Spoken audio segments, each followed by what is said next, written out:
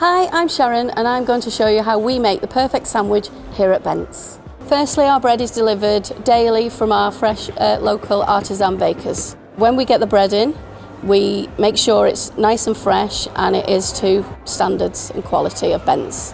First step is we get our sandwich and then we open it up and then we have to make sure that we butter our bread.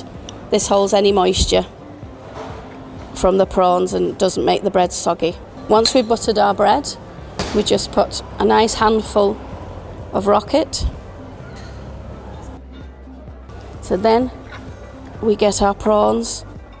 We always give plenty of filling for our customers here at Bent's.